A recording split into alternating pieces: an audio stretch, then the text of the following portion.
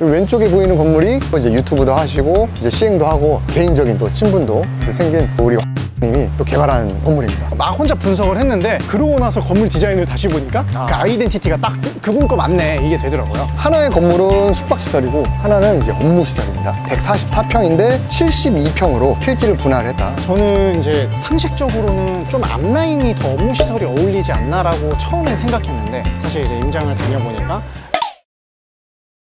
자, 그래서 이제 우리가 유튜브를 하다 보니까 사람들이 어려워하더라고 내용을. 맞아요. 그래서 우리 입장에서는 쉽게 한다고 하는데 하도 어려워해가지고 조금 더 쉽게 하려고 하는데 이게 쉽지가 않아요.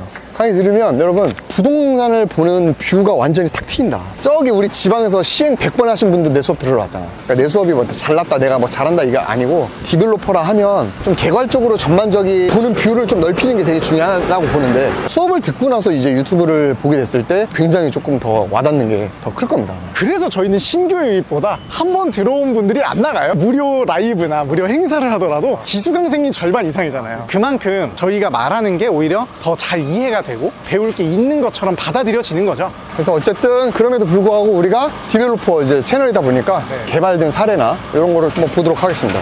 지금 어쨌든 좀 지그재그 돌아서 다시 상업지가 있는 쪽으로 들어왔어요. 건물이 확 높아졌죠. 딱 서서 보면은 건물 종류가 딱 봐도 달라요. 왼쪽에만 봐도 이 건물은 그냥 오피스 건물이죠. 전층 오피스, 네, 전층 업무시설로 계획을 한 거고 그 옆에만 봐도 이거는 전층 그냥 오피스텔로 개발을 한 거죠. 그래서 이렇게 다르다.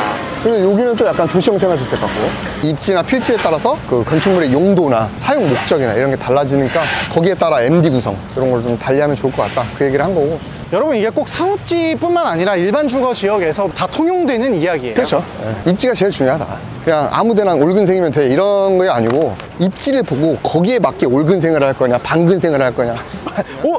처음 나오는 용어입니다. 반근생. 아니면 반반근생을 할 거냐 아니면 그냥 올주택을 할 거냐 그걸 입지를 보고 정해야지 나는 올근생을 할 거야 라고 하고 나서 하는 것보다는 그거를 마음으로 정하면 안 되고 이 임장과 분석과 그리고 수요 조사를 하고 하셔야 되는데 사실 상담을 하다 보면 너무 그냥 남들이 근생할 만한 데다 라고 하니까 그냥 짓는 분들이 많아요. 그러니까 공실 나는 거예요. 그게 답답하잖아요. 그러니까 그게 그러고 나서 지을 때도 그냥 올근생 이쁘게 지어주세요 그 지랄하니까 다 공실 나는 거야. 그러니까 봐. 아 시장 좋을 때 올근생 주택은 싫어? 근데 돈은 없어? 그러니까 싼 데 가야 돼? 그러니까 그지 같은 입지겠지? 근데 땅을 볼 줄 모르니까 그지 같은 필지를 사겠지? 근데 올근생 지어야 돼. 지어졌어. 당연히 공실이지. 근데 땅이라도 싸게 샀으면 다행인데 땅도 그냥 시세대로 샀어? 그냥 손절이에요. 뻔한 공식대로 해놓고선 당연한 결과인데 그걸 왜 공실 외치냐고. 공실이 안 될 때 해야지. 안 되게 해야 되고. 저 건물 뒤에가 이제 테헤란로죠. 테헤란로고 완전 대로변 바로 이면이라고 볼 수 있고. 제가 이제 이 골목으로 들어온 이유는 일단 상업지인데 4m 도로가 접한 거 이것도 조금 어떻게 보면 도시계획을 잘못한 게 아닌가. 그치 그런 생각이 들 정도로 아이러니하고 이 4m 도로를 근데 끼고 또 양쪽으로 개발된 사례가 많아요. 그래서 여기 요 사례들을 가지고 좀 스터디를 해볼까 해서 요 골목 안으로 들어왔습니다. 그렇죠. 이런 대표적인 데가 또 약간 관악구 신림동이죠. 신림동 뭐 그다음에 연신내 로데오 거리 인근 불광동 뭐 이런 데가 있겠죠. 그렇지만 그럼 연신내는 그래도 상권이 좀 있어. 연신내 무시하면 안 돼. 전 전혀 무시하지 않았습니다. 유사한 데를 얘기한 거죠. 아니 안 유사하다는 뜻이지. 안 유사해. 거기는 좀 특별하다고. 관악구 신림동은 상업지인데 좁은 도로가 있어서 거기에 이제 상권은 없는데 상업지고 관악구 무시하시는 겁니까? 무시하는 거야. 아무튼 여기 와보면 여러분들 그 선능력 뒤편에 클라이언트랑 술 한잔 한 다음에 보통 야 한 잔 더 해 한다고 했을 때 유흥주점이라고 하죠. 그렇죠. 네, 위락시설 그런 게 이제 뒤에 있습니다. 그래서 저기 이제 문신 있는 덩치 큰 형들이 있으니까 이제 조용히 하려고 약간 이제 멀리 왔고 그 다음에 뭐 도시형 생활주택 여러 가지 이렇게 건축물이 조화롭게 돼 있고 왼쪽에 보이는 건물이 많이 보던 조합이죠. 이제 저랑 비슷한 결로 이제 유튜브도 하시고 이제 시행도 하고 최근에 또 저랑 같이 대학원을 다니면서 개인적인 또 친분도 이제 생긴 우리 황 소장님이 또 개발한 이제 요 건물입니다. 강남만 메인으로 해요. 저는 은평구 태생인데 그분은 시행을 또 오래 하셨고 최근에는 이렇게 크게 개발하는 걸로 알고 있고 저희가 이제 그분을 타겟으로 해가지고 이거를 딱 가져온 게 아니고 이 지역을 임장하다 보니까 마침 그분께 있어서 반가운 마음에 한번 소개해드리려고. 사실은 저는 처음에 그분 건지 모르고 그냥 사례만 보고 등기도 떼고 막 혼자 분석을 했는데 제 케아도 붙어 있고 그러고 나서 건물 디자인을 다시 보니까 그 아이덴티티가 딱 그분 거 맞네 이게 되더라고요. 그래서 이제 난 대단하다고 생각하는 게 그분의 여러 가지 그런 걸 떠나서 그래도 어쨌든 같은 디벨로퍼를 하는 업계 선배로서 봤을 때 꾸준함이 되게 중요한 것 같아요. 그쵸. 강남에서 거의 몇십 동을 했고, 대단지 아파트, 브랜드 아파트가 브랜드 이미지, 자기들의 시그니처 디자인 그런 거를 완성하기까지 몇십 년이라는 시간이 걸렸는데, 이분은 소규모로 하면서도 금방 그걸 구축해냈다는 게 대단하신 것 같아요. 그래서 뭐 우리 아파트만 봐도 저게 자이 아파트다, 레미안이다 뭐 이런 걸 어느 정도 이제 보이듯이, 그쵸. 사실 이분도 그 건물 색깔만 보더라도 저거 혹시 거기서 시행한 거 아니야? 그렇게 느낄 수 있는. 자, 뒤에 있는 건물 그래도 한번 제가 분석 한번 해드릴게요.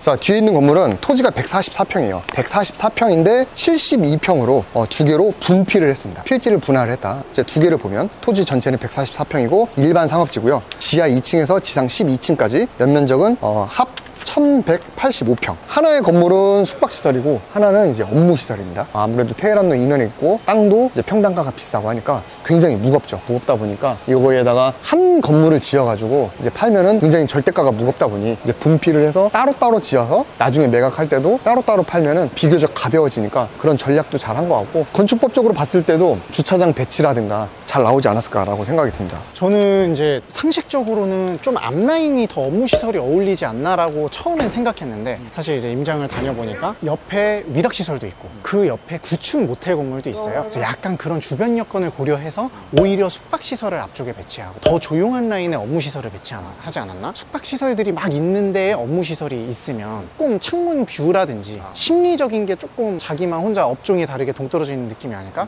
한데 차라리 업무시설은 약간 주거랑 성격이 비슷한 면도 있잖아요. 그치. 층별로 작게 사무실을 쓸 때는 좀 더 조용하고 하나 안쪽에 있는 게, 그것도 있고 이제 술 먹고 자러 갈 때 좀 금방 가라 이런 것도 있잖아.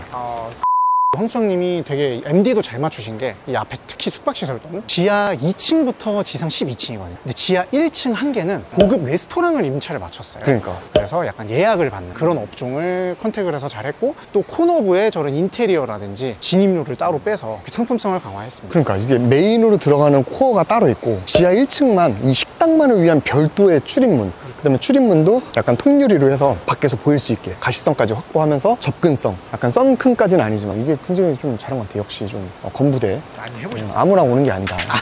그리고 이제 저는 지구 단위 계획구역 이용해가지고 주차 대수도 이 연면적 두 개 합쳐서 1000평인데 합쳐서 10대도 안 됩니다. 부설 주차장, 면제 지역 뭐 이런 것들 인센티브를 받은 거죠. 그런 걸 좀 받아서 이제 잘 하신 것 같습니다. 가보시죠. 요 뒤에 사례 할까요 말까요? 이거 숙박시설 새로 지은 거. 해보자. 임대 시세를 분석을 하려면 현재 나와 있는 통임대라든지 이런 신축 건물의 공실 매물을 스크리닝을 할 수밖에 없거든요. 제가 이렇게 하다가 여기에 통임대료 9천만 원짜리 통건물이 하나 있는 거예요. 그래서 뭐지 하고 봤더니 바로 이 건물이었어요. 이 건물이 이제 보증금 10억에 9천만 원의 통임대가 나와 있는데 용도가 숙박시설입니다. 저는 위에 딱 보고 원룸 건물인가 했거든요. 아니면은 오피스인데 그냥 막 지었나? 약간 그렇게 생각했는데 그게 아니라 전면부 기준으로 4개씩은 나눠져 있는 숙박시설인 것 같고, 숙박시설을 운영할 운영사를 이제 10억에 9천만 원에 구하고 있는 매물이더라고요. 보통 일반적으로는 이 건물주가 방 하나하나당 다 임대료를 받고 그렇게 운영을 하는데, 아예 그냥 통으로 그냥 임대차를 한 다음에 네가 알아서 운영해, 약간 그런 수요가 여기서 있을 것 같은 게, 여기는 왠지 좀 약간 위락시설도 있고 꼭 숙박이 아니더라도 이제 뭐 대실이나 이런 수요도 많고 하다 보니까 회사에서 근무하다가 피곤할 때 낮잠 잘 수도 있잖아, 그치? 아무튼 이 인근의 모텔들이 좀 낡은 게 많아서 좀 그런 걸 강점으로 왔는데, 아마 지금 자영업자들이, 이거는 소규모 상가시장에서도 마찬가지예요. 자기가 운영을 하러 들어올 때 임대료도 임대료지만 시설비, 인테리어비를 좀 크게 투자하는 걸 조금 꺼리는 경향이 있긴 합니다. 지금 실물 경제가 많이 안 좋기 때문에 원가를 최소화하려고 사업주 입장에서는 노력을 하기 때문에 아직은 소화가 안 되고 있는 것 같은데, 이것도 한번 지켜봐야겠죠. 아무튼 재밌는 것 같아요. 이 강남 상업지도 업무지구, 소규모 주상복합, 생활밀착형 그 술상권, 그 다음에 이 숙박시설까지 이렇게 상업지 혼재 있는 것들 보면은 나도 종류별로 하나씩 빨리 다 해봐야 되는데 그 생각도 좀 들고 공부하는 재미도 있습니다. 일단 있는 것부터 잘 하자.